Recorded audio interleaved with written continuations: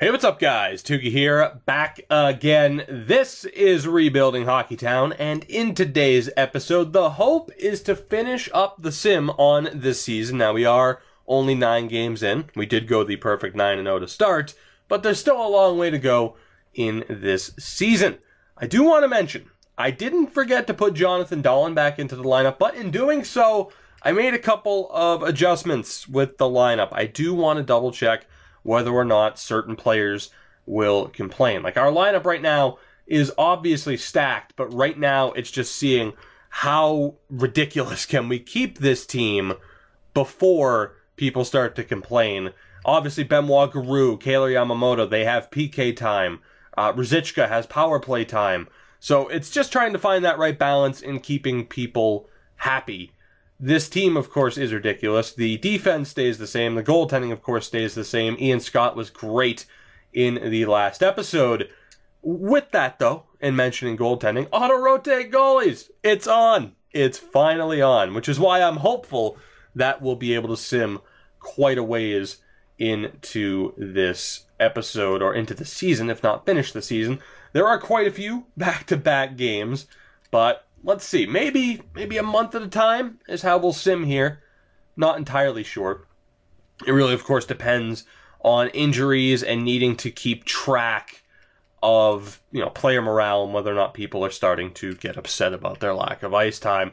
And like I mentioned, if that starts to happen, then we have to factor in looking into making trades to make sure, that the lineup's set. It's a whole situation. But as we actually lose our first game of this episode. Lovely. That is the one thing I was concerned about with ending the sim in the last episode with, or when we did, as Kailer Yamamoto goes down to a concussion. Great. I swear sometimes you can be simming at a really high level. Your team can be dominating. You come back another day, and then they're absolute garbage. I'm hoping that's not the case, but we have lost 3 games. We lost that game to the Islanders as well. So already, I'm a tad bit concerned. I did mention, of course, at the end of the last episode, that the wins obviously wouldn't continue, but I'm a little bit disappointed already. I am a little bit disappointed to the point where, I'll keep Tolvanen. I'll keep Tolvanen up there. That's fine. But we need to get somebody into the lineup. It is going to be Mr. McMuffin. He gets a chance. He'll be down on the 3rd line. We'll keep him there on the 3rd line with Ein and Noah Rod. Of course, Pascale on the 4th line now. And that's the thing, like I mentioned too in the prior episode, is that we're in a pretty decent spot as far as being able to get rid of someone if they're not happy with that amount of ice time. This team's set up incredibly well. Which, a lot of people, throughout these episodes, there's always going to be the comments of like, well, your team's only this ridiculous because of the stacked, the boosted potentials. And, yeah. But like I mentioned, and that was brought up in the last episode of Rebuilding Hockeytown, and I wanted to mention that. Not that I'm calling anybody out and just be like, no, fuck you, you're wrong. It's like, yeah, I have the potential set up the way I do with my custom roster because I would much rather have boosted potentials than have some players just simply never progress past a 70 or 75 overall, like like what happens in EA's official roster, as we lose Rasmus Dahlin to injury as well. I mentioned that in the videos where I was covering what exactly I was doing, showing off the custom rosters and all that. You have some players that, EA just doesn't and haven't paid attention to, so you never see them in these series. There have been quite a few times where I've looked at a team. I remember the Rangers standing out for some reason. But there was a team where it was like, oh, wow, who's that defenseman? And it's a guy who was drafted by the Rangers, but in EA's roster, you would have never seen him actually show up. And that was the point for the custom rosters. And I do always like to remind people that it's not just the players that I picked up that are boosted. It's everybody. I've gone through the entire roster, up and down the European leagues, every league in the CHL. I've put quite a bit of time into it. So, I don't know. There's always going to be, there's always, talk about how accurate EA's rosters are. So, of course, there's going to be talk about how, you know, accurate or realistic my rosters are when, you know, it comes with the territory. So I'm not overly defensive of it. It just is what it is.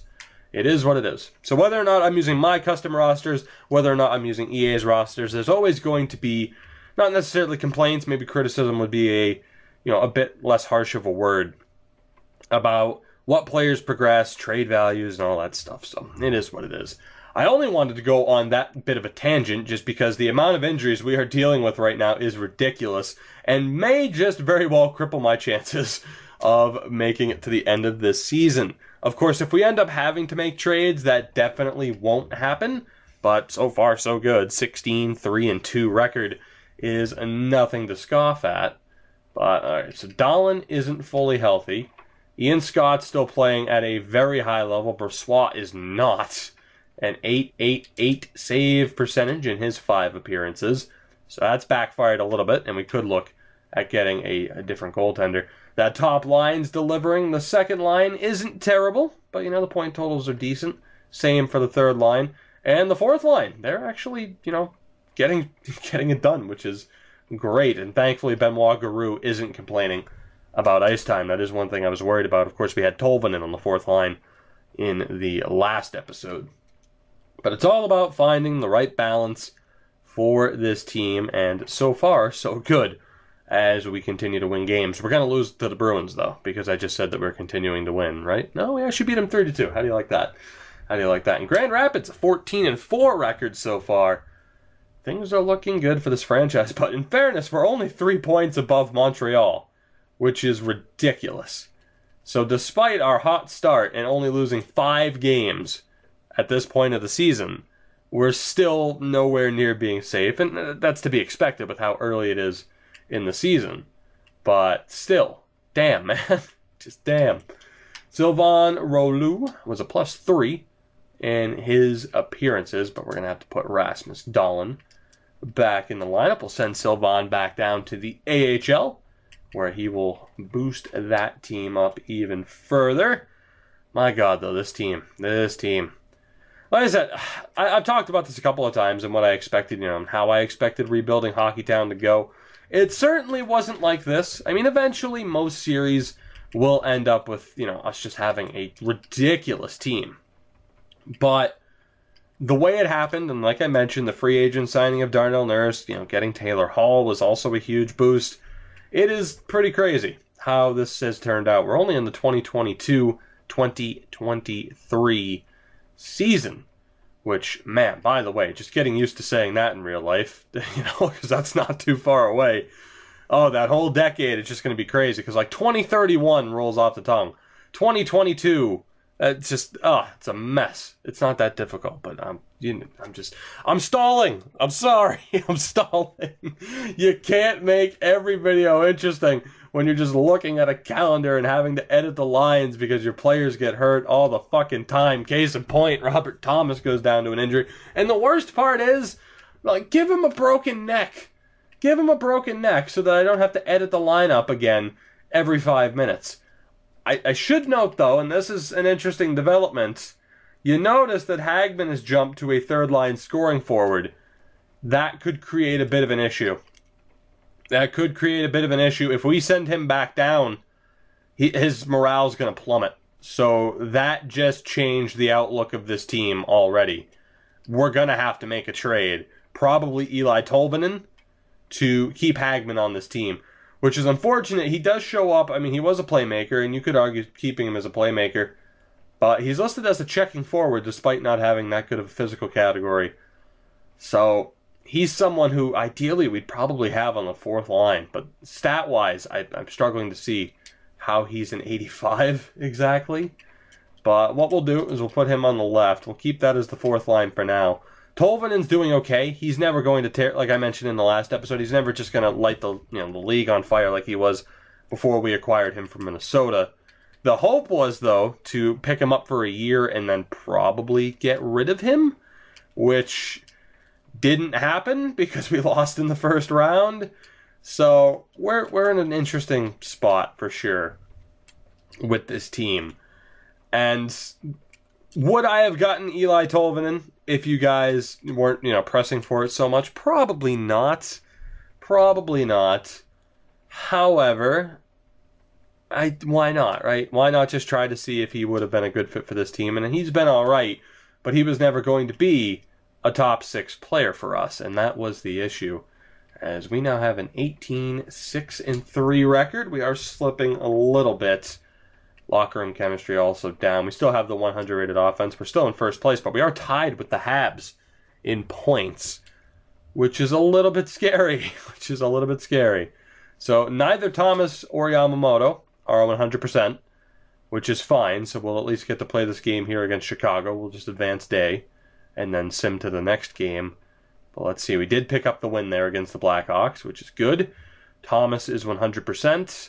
Yamamoto is 100%, and that sets up this predicament where we're going to have to make a move. Because Hagman has to stay on the roster or get traded. Pascale can be sent down. He can be sent down. But yeah, we're going to have to make a move here.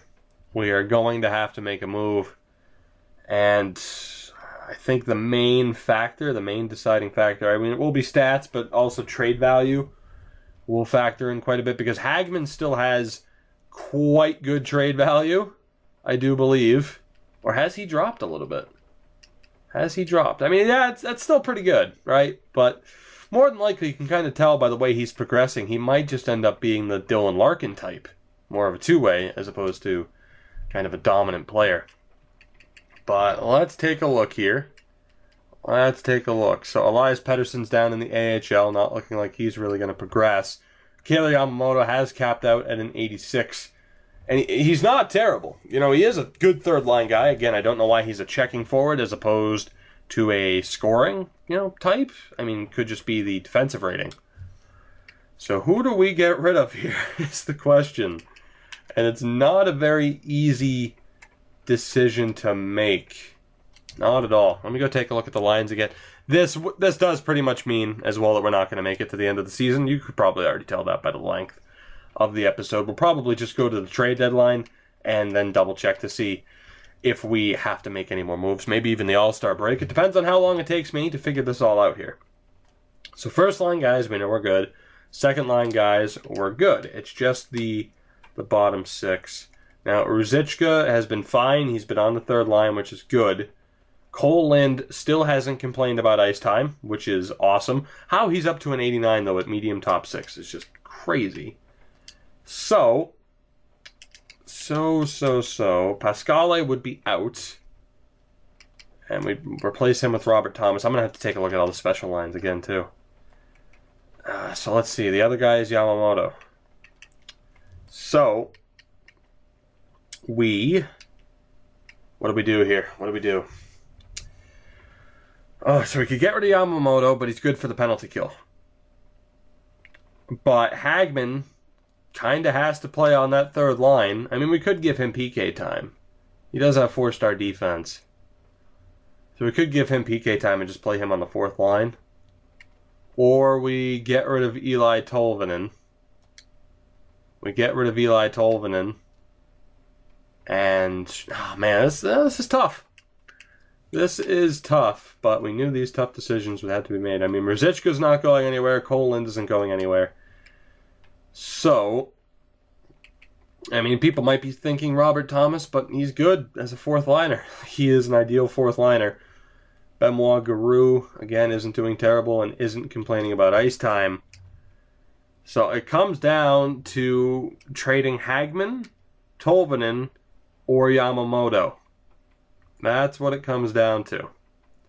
One of those guys has to go. And I should double check. Has anybody complained about their ice time as far as defense? Quentin Hughes hasn't. Liljegren hasn't. All right, good. Oh my God. So who do we get rid of here? Who do we get rid of? I mean, you have, Yamamoto's good, an all-around player. You have the offensive output of Tolvanen, but do we really need that on the third line? Would it just be better to have a more defensive player? All right, so Hagman, you have his value. You have Yamamoto way the hell down here, of course. Oh, Yamamoto Hagman. Oh, what do we do? What do we do, man? This is... I was hoping to avoid this situation. Yamamoto, Hagman. Oh, boy. Yamamoto, Hagman. How many times am I going to say their name in a row before I make a decision? I have no idea. Or Eli Tolvanen, who still has potential to get better, is progressing this year, too. He's still on a really good contract this year as well. Hagman, we don't... I mean, we gave up a lot to get him from the Sharks. We could still recoup quite a bit. It's not like that would be an issue. It's not like that would be an issue. Of course, he's on a really cheap deal. Really cheap deal as well. Or Yamamoto, who's pretty much capped out at an 86. Haig, Thomas, and Ekblad would be affected. Go figure that his best chemistry is with his brother. That's nice of EA to do that. That is nice of EA to do that. He only has 2 points this year as well. How many games? 2 points in 12 games, a -1. He did have 53 points last year. Damn, man. This is a tough decision. This is. So a good playmaker. 90 offensive awareness helps. Good defensively. Not a bad center. Not a bad center. We have Eli Tolvanen. Of course, offensively. I mean, really offensively, the 92 offensive awareness helps, but I talked about that. Only 81 passing. Only 81 passing. Or do we get rid of Tommy Hagman? Only 77 offensive awareness, not bad defensively. Huh. This is not an easy decision. Part of me just wants to get rid of Hagman because the team's worked out all right so far. Son of a bitch. I didn't expect this to happen. I didn't think Hagman would progress until next year. Should I just stop talking so I can find a trade to make? Yeah, probably. But as I've talked about, that's no fun. That's no fun. Let's just continue to ramble. Let's just continue to ramble. The Ducks do have this guy here, Nicholas Gianna, 7th overall from the 2022 draft. He's in the CHL, so we could pick him up. We could pick him up and immediately send somebody out west. Oh, man. Who do we want to get rid of? Medium elite potential, though, for Hagman. He has such a good opportunity of getting better. Yamamoto, it's pretty much guaranteed that he is what he is, but he is a strong player. Kaler, I'm sorry, buddy. I think it has to be you. I think it has to be you. As shitty as that is, it has to be Kaler.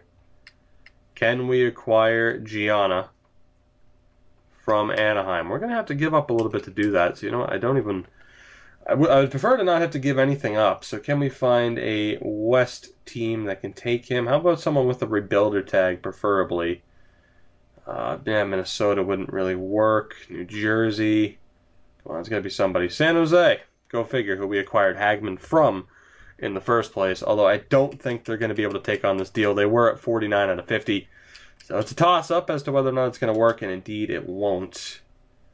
I could just pick up someone CHL level, though. Is there anybody CHL level or AHL level for that matter? Not quite. Not quite. Damn. We could pick up Brett Davis. He's still on a 2-year deal. Talk about a shutdown forward. That is Brett Davis. Come on now. There's got to be somebody here. I still want to make it to at least the All-Star break in this episode. Trade deadline's now out the window. We're talking All-Star break here. This is ridiculous. I don't want to send him to the Bruins. It's a division rival. Fuck it. Chicago, you're not a rebuilder, but how about a draft pick? How about a draft pick from the Blackhawks? They don't want to trade their picks. Okay. This is much more of an issue than I expected it to be. I'm looking at contracts right now, just hoping. Alright, we are going to have to take on a contract back, which isn't ideal at all. Let's see. Tampa, no. St. Louis. Let's go talk to the Blues. Do you have anybody that I'd be willing to take back at this rate? Damn. Burkhoff. Who is this guy? 61 overall. Christopher Burkhoff. He's a German medium top 6. Doesn't have the best value, but at this point, I just want to make the deal because I'm still going to have to set up the lines to keep everybody happy. Oh my god. Will that go through? It very well might. And it didn't. That should have gone through. Come on now. Come on, how about a nice, shiny 6th round pick to push that through? Of course it's just a bit too low for you. You guys are selfish. How about a 5th next year? How does that sound? 5th next year. Please, I hate you. St. Louis. St. Louis, you're making this difficult. You are making this difficult. There we go. Kailer Yamamoto. I'm sorry, buddy. I'm sorry. I didn't want to trade you. I didn't want to trade you. But we have to see how Tommy Hagman is going to progress. And again, I will probably just give him penalty kill time. So let's take a look. He's already there because he replaced...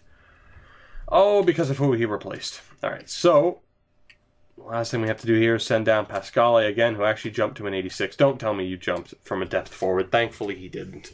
Thankfully, he didn't. That could have caused even more issues. So, Pascale gets sent down while we can afford to have that happen. It's weird that Hagman jumped, but he didn't. That is kind of weird. But let's see here. McMuffin. And actually, you know, we'll go best lines. Because things would have changed.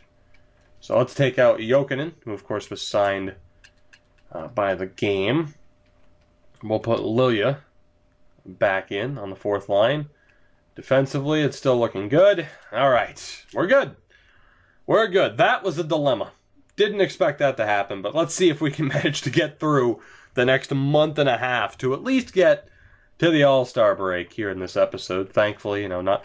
If it wasn't me rotating the goalies myself, it was going to be something like this, where we just get so many injuries and then we have to make trades. It was going to be something. A video of mine will never end up being 20 minutes on the dot like I try to have happen. Which, yeah, funny. Some of you might not know 20 minutes is kind of sort of the target time for a lot of these videos. Never ends up that way. Never. Never has, never will. These franchise mode videos will always be half an hour plus typically, unless it's a playoff video and we manage to sweep somebody. Oh my god, the injuries. Ian Scott goes down for about a week. Come on, man. Come on. And we're not exactly winning games at an alarming rate either. Let's go. You know what? I'll just call up Niemi. He might end up getting put in too. He might end up playing a game. We do have back-to-backs, but at this point I don't care. As there is a thunderstorm rolling in. I don't know if that would have picked up on the mic. It wasn't the loudest roll, but now I get to panic about that and whether or not it's going to pick up on the mic. Of course Ian Scott's already good to go. God damn it. He was healthy on what, the 30th? So I can at least sim this game. Will he be fully healthy for this Buffalo game? I have to wait and see because I can't afford to sit him for one game. He'll get pissed. All right, so he's good to go. Let's sim to this game on the 31st against the Rangers. Not the best month this team has ever had, but we do end the month, or, you know, 4 straight wins now at this point. We will end the month with this game against the Rangers. We are not in first place. The Habs are. Oh, my God. Wow. I said that we would regress a little bit, but I didn't expect Montreal to be able to hang with us at the top of the division. I thought we had a division title locked up, guaranteed. Turns out that's not the case. Turns out that is not the case. The one thing I am worried about, though, is a potential power surge and losing everything that I've done in this video, because that would blow. That would blow.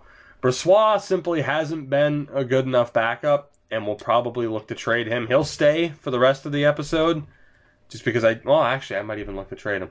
Top line's doing all right. Second line has been a bit quiet.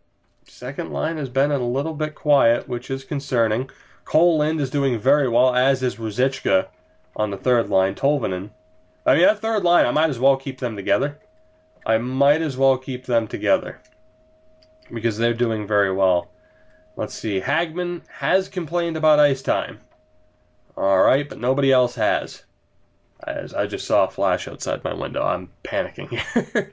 I am panicking here. So, that line's doing really well, but we need to put Hagman on that line. Right. My dog's also not a very big fan of thunder and lightning, so I'm also kind of worried about that too. How are we gonna... Guys, I'm gonna end the episode here, and I'm sorry, to me it seems like a kind of flat episode, but with the amount of injuries we've had to deal with, the unexpected progression of Tommy Hagman and him being a douche and complaining about ice time, factor in needing a better backup goalie, there's a lot of decisions I have to make. And again, factor in that I can, very, very much hear a storm rolling in, and I don't want to risk anything as far as losing this episode. I'm going to call it here. I am going to call it here. In the next episode, that is where we will hope to sim the rest of this year. But again, we have to figure out things as far as balancing the lines. We have to go find a better backup goalie. We still have a lot to do. This team's in a good spot. But again, we're in a situation where, a few pieces of the puzzle are still missing. At least that's what I would say. But guys, again, I thank you so much for watching. I do feel kind of bad about this episode, but shit happens, right? Shit happens. We'll bounce back in the next episode. We'll get some stuff done. We'll get the sim done for the season, and we'll take it from there. So if you have enjoyed this episode somehow, which I'm, again, man, I just feel terrible about this episode. But if you have enjoyed the episode, of course, make sure to hit that like button to help support the channel. Subscribe if you haven't already to continue following this series and others. Of course, make sure to follow me on Twitter at Tukey24 for updates. You can also join the notification squad for that. I look forward to your feedback down in the comments. It makes me feel a little bit better about how this episode went. I will see you guys in the next episode of Rebuilding Hockey Town.